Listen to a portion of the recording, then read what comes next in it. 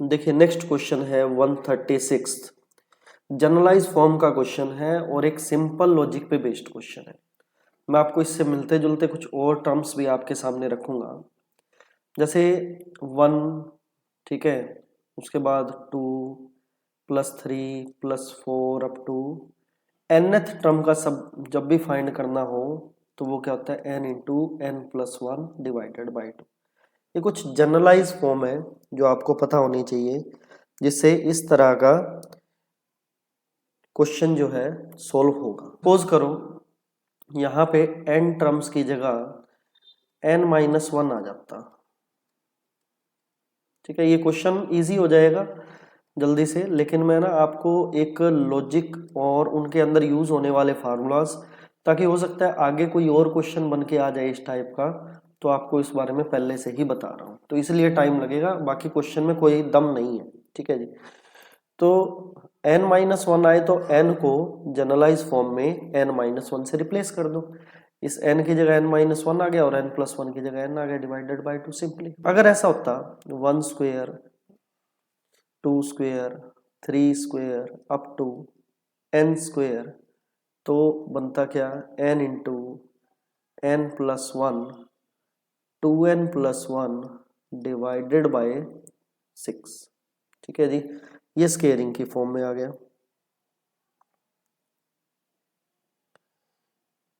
उसके बाद अगर suppose 1 square 2 square 3 square up to कहाँ तक n-1 स्क्वायर, वो वैल्यू क्या बनती है हमारे पास, n को किससे रिप्लेस किया n-1 से, तो फॉर्म क्या बनेगी n-1 into n 2n-1 divided by 6, ठीक है। सिमिलर वे में अगर क्यूब की फॉर्म आ जाती, देखिए क्यूब की फॉर्म इसमें है नहीं पर मैं आपको बताऊंगा रीजन क्या है। कोई भी फॉर्म किसी भी तरह की आ सकती है, ठीक है जी। 1 cube 2 cube 3 cube up to n cube, वो होता है n into n+1 divided by 2 और उस पूरे की पावर 2, ठीक है। इसी तरीके से अगर ये आ जाता है 1 क्यूब 2 क्यूब, कॉपी पेन लेकर बैठें ताकि आपको जो है ये सारी टर्म्स पता हो सके। मैं और भी बहुत सारे टर्म्स बीच में लिखवाऊंगा। अप टू n-1 क्यूब, मतलब n की जगह n-1 आ जाता, तो हम रिप्लेस करते जस्ट किससे, रिप्लेस करते n-1 into n divided by 2 पूरे की पावर 2, ठीक है जी। आपने अभी तक तो जो है सिंपल टर्म्स पढ़ी हैं, ठीक है। सिंपल 1 से लेके n तक नेचुरल नंबर का सम, ठीक है। अगर इन्हीं में ही कुछ ओड या इवन की फॉर्म आ जाए ओड या इवन की फॉर्म आ जाए, ठीक है, तो कैसे करोगे। वैसे तो 1 2 3 ये जो AP की फॉर्म है जो ये ऊपर मैंने लिखवाई थी ये वाली, अगर इसके अंदर इवन या ओड आ जाए मैं ये सोचता हूँ कि आप वो कर सकते हो, जैसे 1 + 3 + 5 अप टू कहाँ तक nth टर्म तक, मतलब nth टर्म उसकी क्या होगी 2n-1 तक, ठीक है। Sn का फार्मूला आपने पढ़ा होगा, क्या होता है फार्मूला Sn का, n/2 first term plus last term, ठीक है जी। तो क्या हो जाएगा n स्क्वायर हो जाएगा। अगर मान लो इवन आ जाती 2 + 4 + 6 अप टू कहाँ तक nth टर्म क्या होगी उसकी 2n, तो वो होता n इंटू n+1 हो जाता, ठीक है जी।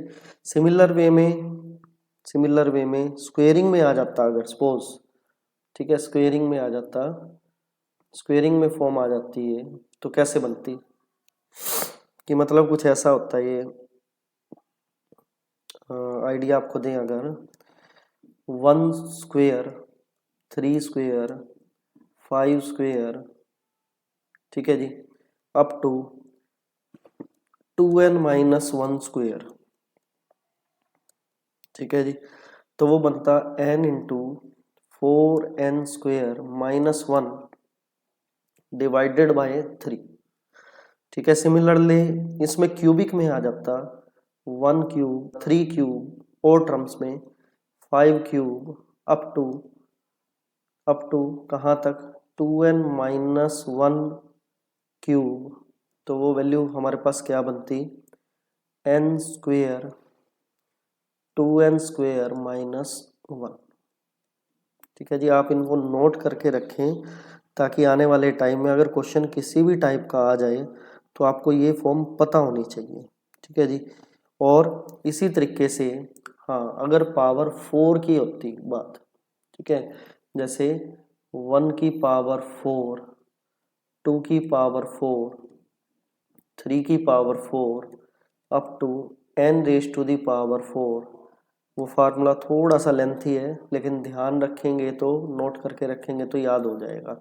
स्टार्टिंग में तो वैसा ही है जैसे n स्क्वेयर वाला n 2n n into n plus 1 2n plus 1, ये तो n स्क्वेयर वाली फॉर्म ही है। इसके बाद जो याद करना है वो क्या है 3n square plus 3n minus one divided by 30, 1 raise to the power 5, 2 raise to the power 5, 3 raise to the power 5 up to n raise to the power 5 कहा जाता।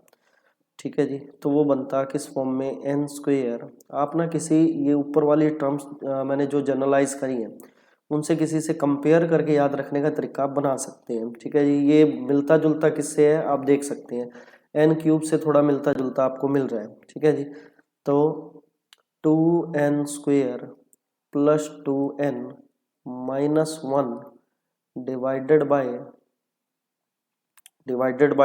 12, तो ये कुछ जनरलाइज फॉर्म थी। ठीक है, बाकी अगर और डिटेल में जाना चाहते हैं तो आपको जो है ये मिल जाएंगे, इजीली अवेलेबल हो भी जाते हैं। ठीक है, तो मैं आपसे यही कहूँगा इनको नोट करके रखें ताकि आपको जो है आने वाले टाइम में कोई दिक्कत ना आए, क्वेश्चन किसी भी टाइप का आ जाए। एचटेट में सिलेबस अब की बार डिफाइन तो है लेकिन उसके अंदर भी कितनी गहराई में जाएंगे हमें ये नहीं पता। ठीक है जी, तो आपको इन बातों का पता होना चाहिए।